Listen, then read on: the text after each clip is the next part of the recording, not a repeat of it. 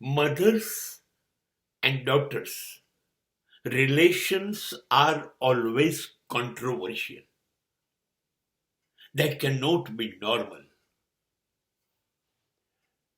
You're missing love to each other. Daughters respect their mother. They will admire, they will appreciate the efficiency of their mother. Everything is okay. પણ દીકરી અને મા વચ્ચેનો સંઘર્ષ મૃત્યુ સુધી ચાલે છે. દીકરીને એમ થાય છે મા મને સમજતી નથી ને માને એમ થાય દીકરીઓમાં મારા જેવી આવડત ક્યારે આવશે, આ ક્યારે સુધરશે. માને એમ લાગે દીકરીમાં બધું જ ખૂટે છે ને એનામાં બધું છે જેમાંનું એ કશું શીખતી નથી. બેની વચ્ચે ખાસો સંઘર્ષ રહે છે. મેં એક એવું વાક્ય સાંભળ્યું હતું કે જ્યારે માની ચંપલમાં દીકરીના પગ આવી જાય એ દિવસે માએ સખી, you are my close friend my daughter, ત્યારે અધિકાર છોડી દેવા જોઈએ દીકરી તરીકેના. એ દીકરી નથી, હવે મારી મિત્ર છે. I am a friend, philosopher and guide of my daughter. આ ભૂલવું પડશે દરેક માથાએ, નહીં તો દિવસ જાય છે સંઘર્ષ વધતો જાય છે. હું તમને બહુ જ કડવું સત્ય કહું છું. મા માટેનો પ્રેમ દીકરીઓનો હંમેશા એના પિતા માટેના પ્રેમ કરતા ખૂબ ઓછો હોય છે. દીકરીઓનું સૌથી સારું ટ્યુનિંગ એના પિતા સાથે હોય છે. એ સૌથી બધું લાગણી, પ્રેમ, કાળજી બધું એના પિતાની ધરાવતી હોય છે. અને જોજો તમે, એની માતા એટલે પિતાની પત્ની નું કશું જ નહીં માનતો પિતા દીકરીનું બધું જ માનશે. આ એક લાજવાબ અતૂટ પ્રેમ બંધન છે. કશું ફરજિયાત નથી, છતાં બધું જ ફરજિયાત બેની વચ્ચે. દીકરી પિતાને ચાહવે છે અને પિતાની અંદર દીકરી જીવે અને સચવાય.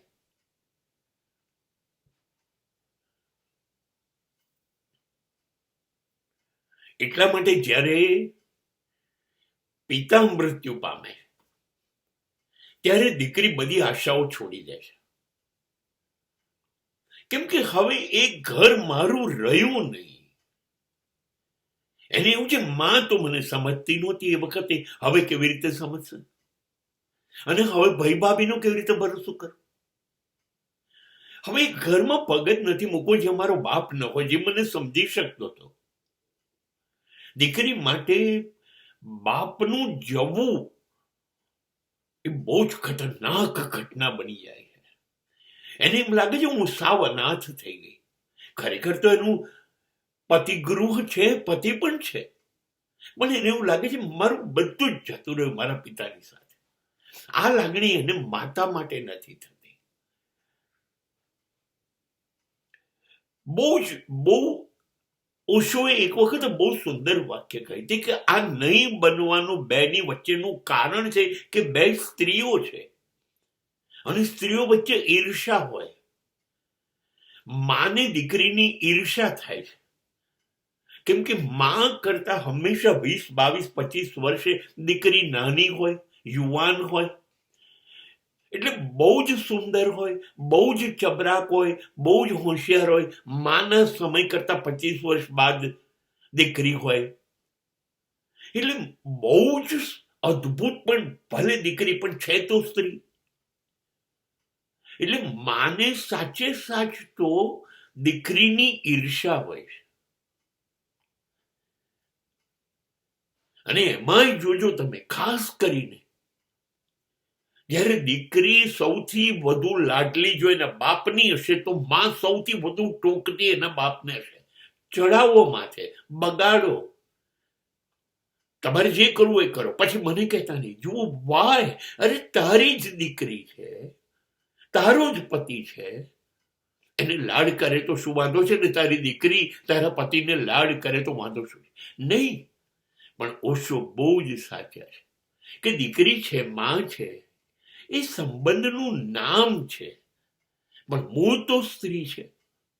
અને ઈર્ષાનું બીજું નામ સ્ત્રી છે. પછી માં કરતા જો દીકરી બહુ રૂપાળી હોય તો માને તો ઈર્ષા થશે.